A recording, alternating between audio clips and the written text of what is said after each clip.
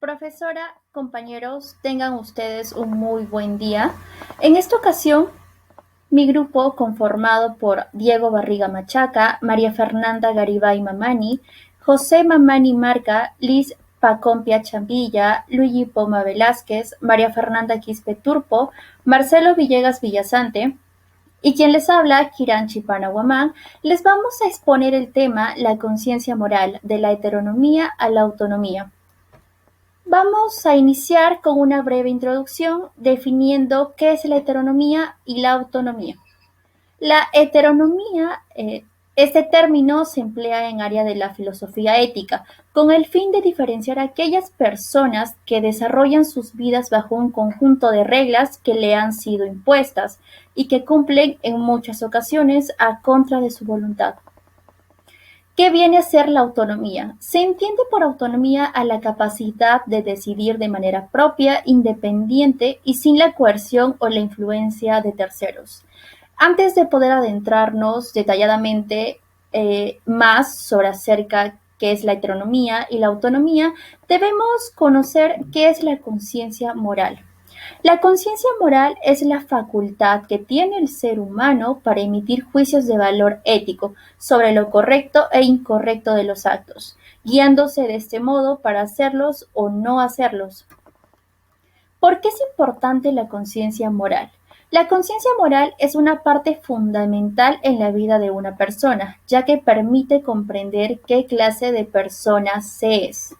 Ejemplos de conciencia moral. En cuanto a ejemplificar la conciencia moral, cabe recordar que esta tiene que ver con valores morales de cada individuo. Esto implica que en algunos casos estos pueden ser también aceptados por la sociedad. Como ejemplo, podemos ver decir la verdad, aunque esto implique que otras personas no lo tomen nada bien, no gritar a quien ofende o agrede por considerar que merece respeto, aunque él no lo aplique. Sentirse arrepentido por alguna palabra o acción realizada. Ya sabiendo esto, le doy el pase a mi siguiente compañero. Continuando con la exposición, mi parte, que es la heteronomía. Explicaré lo que significa y, pues, algunos ejemplos. La palabra heteronomía deriva del griego heteros, que significa otro, y nomos, que expresa ley. Heteronomía se refiere a la dependencia y sumisión de un individuo cuya conducta se encuentra bajo control de una tercera persona o agente externo. En teoría, esta se refiere cuando una persona tal vez no tenga autoestima suficiente para poder salir de ese conjunto de reglas vacíos que lo rigen. La heteronomía según la filosofía. Este término diferencia a las personas que llevan a cabo su vida en función de un conjunto de reglas que se les impone y que cumplen en muchas ocasiones en contra de su voluntad, con la finalidad de poder formar parte de un grupo social o ser aceptados. Y un ejemplo, bueno, voy a poner un ejemplo, sería cuando un grupo de personas se encuentra pendiente de las últimas tendencias de moda y hace todo lo que en sus manos se pueda hacer para seguirlas, es decir, trata de seguir, vivir, incluso expresarse según los estilos que son impuestos por esta dichosa moda. Gracias. Bien, buenos días con todos, mi nombre es Liz Pacompía y a continuación seguiremos con la exposición. Si en la anterior ponencia hemos hablado sobre la heteronomía, ahora nos tocará hablar con respecto a la autonomía. Entonces, ¿qué es la autonomía? Esta es la facultad que tiene cada una de las personas para poder obrar según su criterio, con total independencia, sin depender de las opiniones o el deseo de las demás personas. Como podemos observar en esta lámina, observamos una ovejita negra en donde se encuentra con unas gafas parada en dos patas y con una sonrisa de oreja a oreja, mientras que las demás ovejas blancas con una cara de expectación la van observando. Esta oveja negra se podría considerar que está actuando con total autonomía, sin importarle lo que las otras ovejas blancas le puedan decir. Incluso los gestos que las otras hacen no influye para nada en lo que respecta su diversión, cómo le esté pasando. Bueno, es un claro ejemplo de lo que es la autonomía. Ahora bien, pasemos a lo que es la autonomía moral. La autonomía moral viene a ser cuando la persona puede decidir por sí misma el bien y el mal. tanto lo que es injusto y lo justo, sin depender de otras personas para hacer esa distinción. Así también no sentirse condicionado a lo que vaya a ser, esté bien o sea del agrado o no de otras personas. Se dice que la autonomía moral se va manifestando a la edad de los 7 a 8 años, pero que de todas maneras se reafirma a la edad de los 12 a 15 años. Un claro ejemplo podría ser en el caso de los niños. Como sabemos, los niños siempre están pendientes de lo que pueden decir sus papás. Siempre a la hora de realizar un acto se preguntan, ¿qué me va a decir mi mamá? ¿Qué me va a decir mi papá? ¿Estará bien lo que estoy haciendo? Y esto lo va a confirmar a la hora de que los padres los feliciten, les den un premio o en algunos casos reciban un castigo.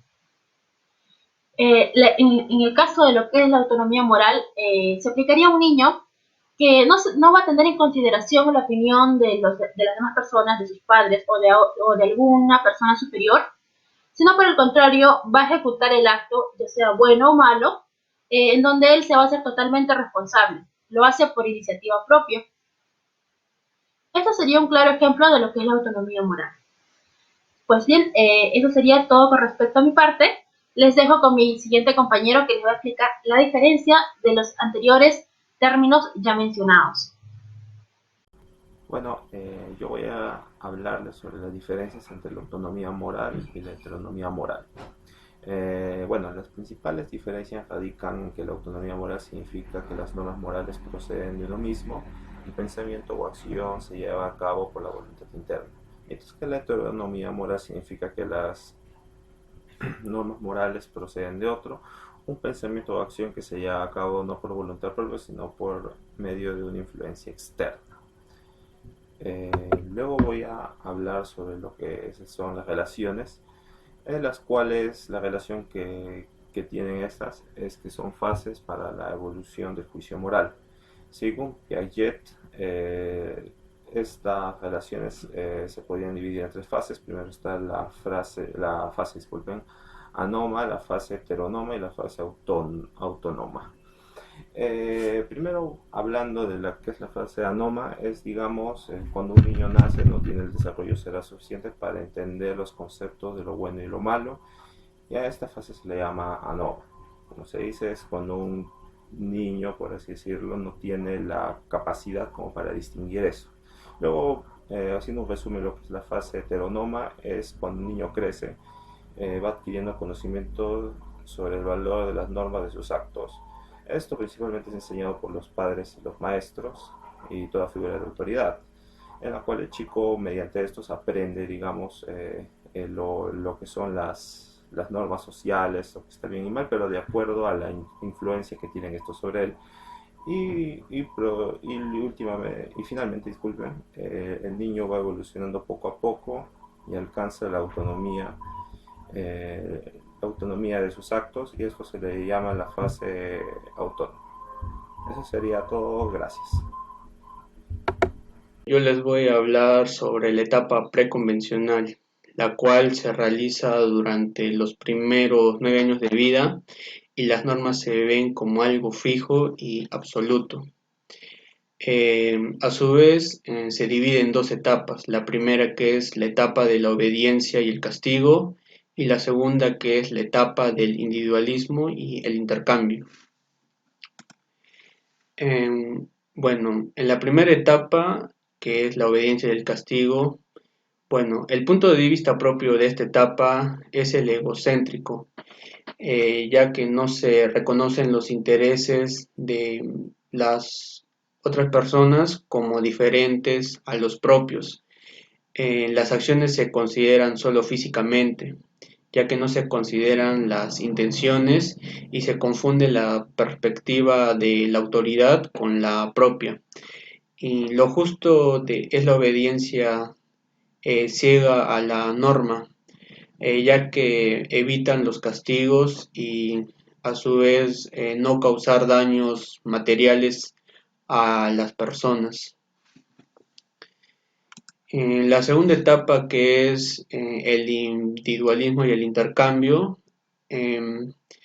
La perspectiva característica de esta etapa del individualismo concreto se desligan los intereses de la autoridad y de los propios, y se reconoce que todos los individuos tienen intereses que pueden no coincidir, y de esto se deduce que lo justo es relativo, ya que está ligado a los intereses personales y que es necesario un intercambio con los otros para conseguir que los propios intereses se satisfagan.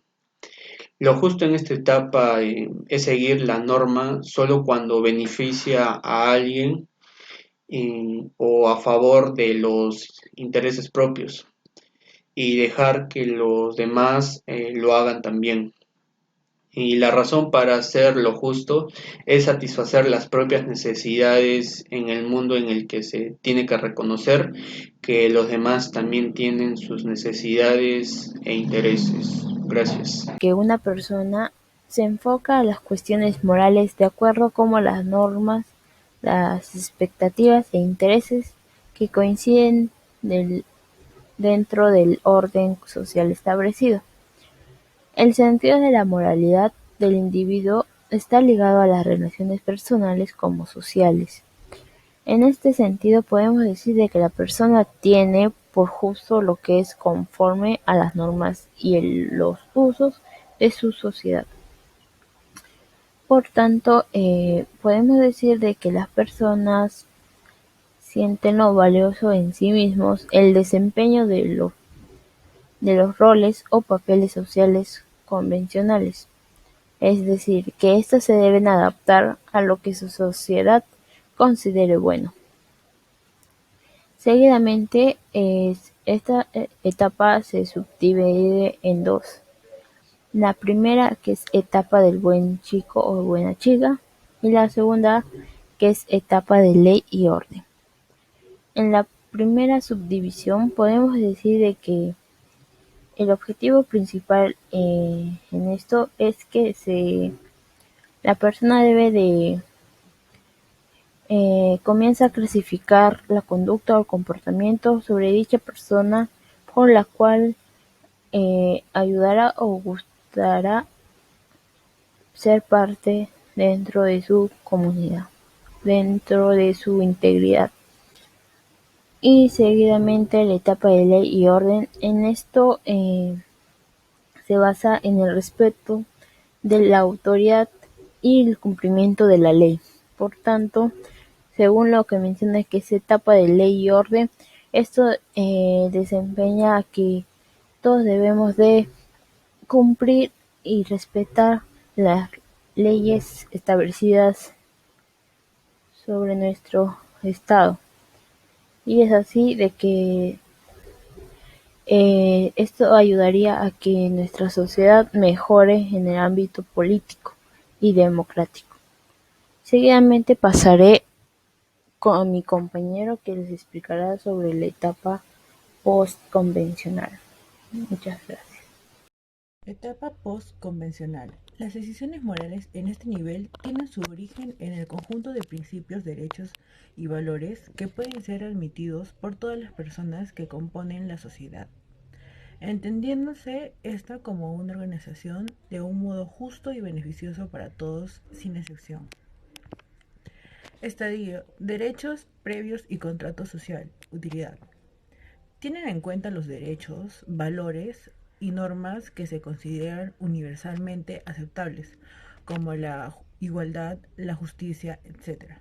La conciencia moral se rige por el lema "el mayor bien para el mayor número". La persona que ha alcanzado una madurez psicológica y que, de forma libre y racional, elige valores y derechos comprometidos socialmente. Estadio: la orientación de los principios éticos universales. La dignidad del ser humano está por encima de las leyes sociales. Lo importante son las personas, no las leyes. Es una persona racional que razona sobre la moral, la ética y la justicia. Es una perspectiva social de razonamiento muy abstracto y lo alcanzan pocas personas. Bueno, primero me presento, mi nombre es Marcelo Villegas y voy a darles una pequeña conclusión del tema que mi grupo expuso. Podemos tener en claro al final que la conciencia moral es un ingrediente fundamental para la vida de la buena conciencia, ya que la libertad para pensar y actuar es un derecho que debemos de cuidar. La autonomía moral es una virtud que todos deberíamos de cultivar si buscamos una buena vida. Aprender, descubrir o identificar aquellas cosas que son buenas para nuestra existencia en términos objetivos, distinguiendo de lo bueno de lo malo, son estas pequeñas cosas las que nos benefician a largo plazo. Vendría a ser esta la autonomía moral, pues ceder nuestra autonomía moral es muy peligroso para la vida misma. Recordemos que nada le es dado al hombre automáticamente, ni conocimiento ni confianza en sí mismo, ni serenidad interior, ni mucho menos la forma correcta de usar su mente. Cada valor que tiene que ser descubierto, aprendido y adquirido, incluso la postura de su cuerpo. Esta es una frase de una filósofa y escritora estadounidense de origen ruso, cuyo seudónimo era el de Ayn Rand. Por tal razón, cuando nosotros debemos de apelar a nuestros logros, a reconocer nuestros triunfos, a recordar que somos capaces de tomar buenas decisiones en nuestra vida, es cuando nos daremos cuenta de que tenemos la responsabilidad para tomar decisiones y acciones de las que dependa nuestra vida. Recordemos que para salir adelante debemos de esforzarnos, mas no sacrificarnos, y para ello necesitamos utilizar la lógica. Nunca debemos renunciar a lo que nos hace humanos, que viene a ser nuestra autonomía moral. La autonomía moral se vuelve imprescindible para nuestra época. La libertad para pensar y actuar es un derecho, pero no por ello vayamos a menospreciar la heteronomía, pues ambas son parte fundamental para el desarrollo del ser humano. Primero, la heteronomía viene a ser fundamental en el desarrollo de un infante, pues éste necesita que le den normas y patrones de conducta para que puedan acoplarse a la misma sociedad.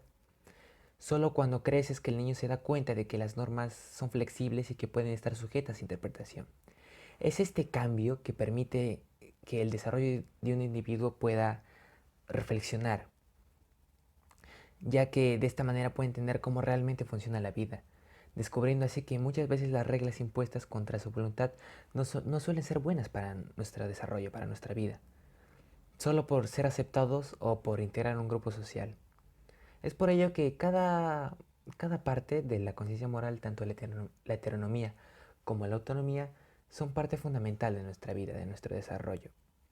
Y no deberíamos de considerar una sin la otra, pues ambas se complementan y son fundamentales para nosotros, que somos los seres humanos.